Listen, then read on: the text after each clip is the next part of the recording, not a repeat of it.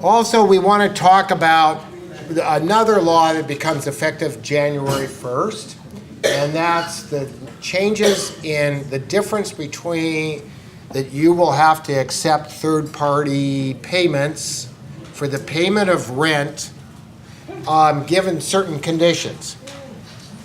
I recently asked, is everyone familiar with the difference between a cosigner and a guarantor? If one, of course, as you know, has the right to occupy, the other one doesn't, this applies in this situation to just ones that signed an acknowledgement for that they will not occupy the property. All they're acting as is a guarantor, and that's it. But let's look at a little bit, you know how you peel the onion back? Let's just look at kind of what that means. So an applicant comes to you and says, I have this foundation, I have this church, I have a friend or a relative, my parents, that is willing to act as a guarantor. They're going to sign your agreement that's all they are doing. But if all they're going to do is pay for December's rent, what about January, February, and March? A lot of people have misconstrued the way this law is written. They don't, you still get to evaluate to the performance of the continuing payment of rent, just like you do today. But make sure that you have the guarantor. If you decide to rent, that person qualifies. And all they say is, all I want is I just need assistance, and I can show you that I'll be back on my feet come January, February, March.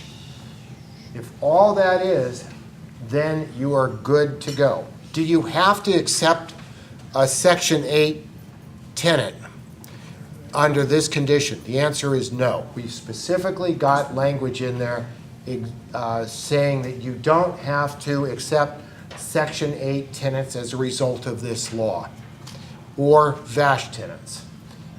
And that's really, really important. Now, there are lots of laws that I think will be proposed come this following session that's due to start up December 3rd already for the 2019-2020 session, and we'll provide you just some information of what we think is in store for you next year, and keeps me employed.